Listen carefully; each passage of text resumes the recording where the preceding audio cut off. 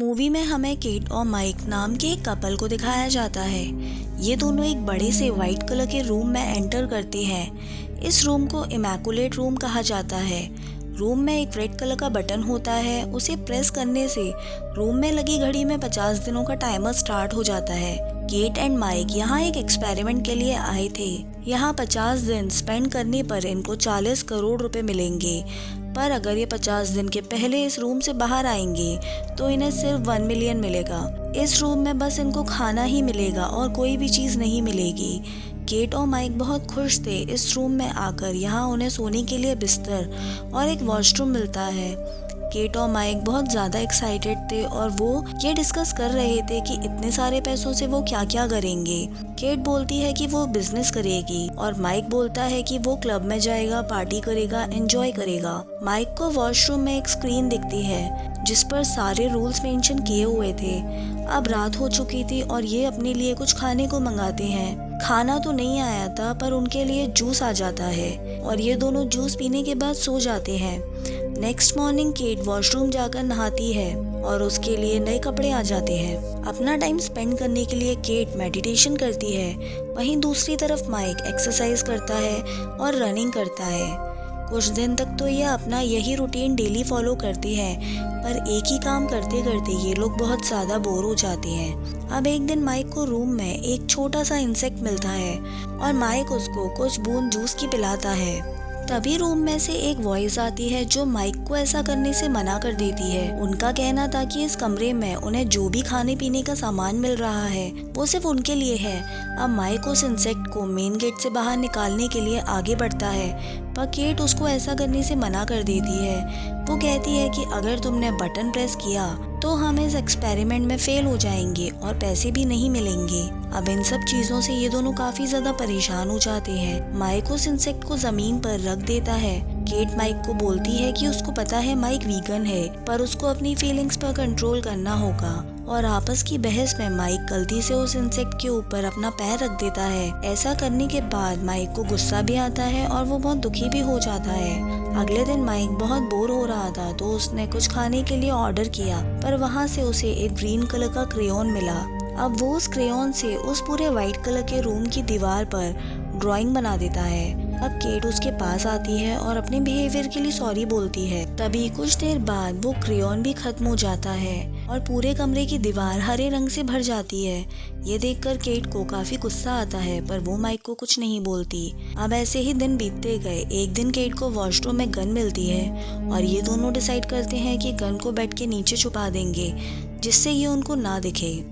अब एक दिन इनको फैमिली से आए एक वीडियो मैसेज दिखाया जाता है। माइक के वीडियो कॉल में उसकी बहन का मैसेज आता है जो बोलती है कि तुमको केट पसंद है और तुम दोनों साथ में हो, पर मैं बिल्कुल भी केट को पसंद नहीं करती। केट भी ये मैसेज सुन रही थी और वो ये सुनकर अपसेट हो जाती है। अब केट के फादर का वीडियो मैसेज आता है और इससे पहले केट पीछे जाकर छुप जाती है। वो कुछ भी नहीं सुनना चाहती थी। केट के फादर बोलते हैं कि वो सेंट मैरी चर्च में रुके हुए हैं। बेसिकली जो लोग इस एक्सपेरिमेंट के ओनर होते हैं वो केट और माइक की फीलिंग्स के साथ इमोशनली प्ले कर रहे थे और कहीं ना कहीं केट ये समझ गई थी कि अगर वो इमोशनल हुई तो उसको यहाँ 1 मिनट भी काटना आसान नहीं होगा।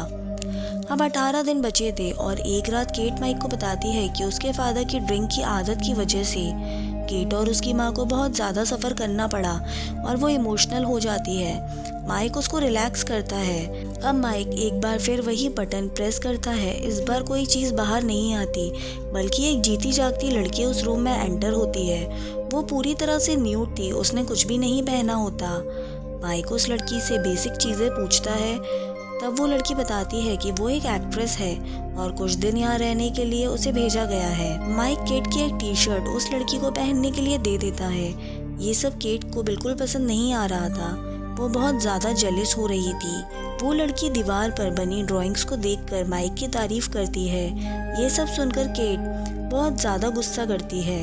अब रात में माइक नीचे फ्लोर पर ही सोने का फैसला करता है, पर केट उसको बेड पर ही अपने साथ सोने के लिए बोलती है। अब रात में केट बहुत इनसिक्योर फील कर रही होती है। तभी अगली सुबह केट वही बटन प्रेस करके अपने लिए कुछ मंगाने की सोचती है और बटन प्रेस करने के बाद एक डिब्बी बाहर आती है। जिसमें कुछ ड्रग्स की गोलियां होती हैं। रात में ये लोग ड्रग्स ले लेते हैं। ड्रग्स के असर के बाद माइक कुछ अजीब सी चीज़ें सोचता है कि एक छोटा बच्चा पानी में गिर गया है और वो उसको बचा नहीं सका, और ऐसा सोचते हुए वो रोने लगता है।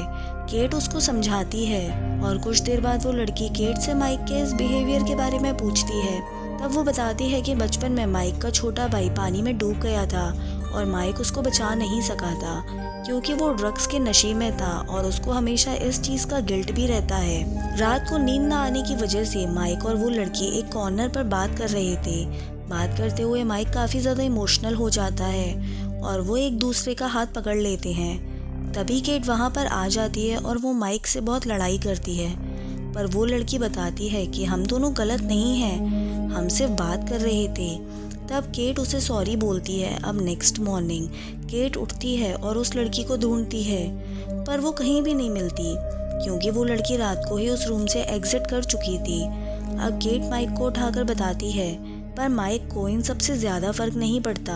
कुछ देर बाद इन दोनों की नज़र एक दीवार पर लिखे एक मैसेज पर पड़ती है जिस पर लिखा था कि यहाँ से पहले मुझे इतना प्यार किसी ने नहीं दिया। ये पढ़कर केट बहुत ज़्यादा गुस्सा करती है और वो माइक से लड़ने लगती है। माइक उसको समझाता है कि उसने केट को धोखा नहीं दिया, पर वो उसकी एक नहीं सुनती और माइक को धक्का दे देती है जिससे वो दीवार से टकरा जाता है और उसके सर से खून बहने लगता है।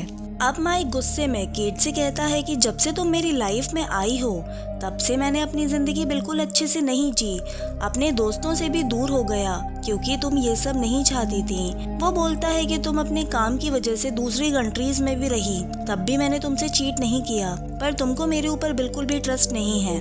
केट माइक से सॉरी बोलती है, पर माइक को फिलहाल ट्रीटमेंट की ज़रूरत होती है और वो केट से बोलता है कि मैं बाहर जा रहा हूँ। वो मेन गेट की तरफ बढ़ता है, पर पीछे से केट वही गन उठाकर माइक पर पॉइंट करती है, पर माइक नहीं रुकता और वो गुस्से में रूम की छत पर गोली चला देती है और माइक उस रूम से एग्जिट कर लेता है। अब केट अकेली ही वहाँ रहती है, पर वो हिम्मत नहीं हारती। अकेले रहने की वजह से केट का खुद पर कंट्रोल नहीं था, उसका दिमाग काफी हद तक खराब हो चुका था। अब एक्सपेरिमेंट को कंप्लीट होने में 2 दिन ही बचे हुए थे। अब केट का उस रूम में रहना बहुत मुश्किल होने लगा था और आखिर में वो उस रूम के मेन डोर को खोलने के लिए बटन प्रेस करने आगे बढ़ती है। ये मूवी के एंड में समझ में आएगा कि आखिर केट ने किया क्या। कुछ टाइम बाद मॉर्निंग में माइक को दिखाया जाता है जो जॉगिंग कर रहा होता है। तभी उसकी नजर सेंट मैरी चर्च के बाहर खड़ी केट पर पड़ती है और केट उसे अपनी गलती के लिए माफी मांगती है। माइक भी उसे माफ कर देता है और केट से पूछता है कि क्या उसने इमैकुलेट रूम का एक्सपेरिमेंट कंप्लीट किया, पर वो इस बात को इग्नोर कर देती है। अब हमें सेंट मैरी चर्च के बाहर एक नोटिस बोर्ड दिखाया जाता है जिस पर किसी अननोन पर्सन ने बहुत बड़ा डोनेशन दिया था, जिससे हमें पता चलता है कि केट ने वो एक्सपेरिमेंट पूरा किया था और वो प्राइज मनी डोनेट कर दिया था। वहीं दूसरी तरफ हमें इमैकुलेट रूम में न्यू कपल को दिखाया जाता है। ये टास्क कंप्लीट करने और 5 मिलियन जीतने आए थे और इसी के साथ ये मूवी यहीं पर खत्म होती है।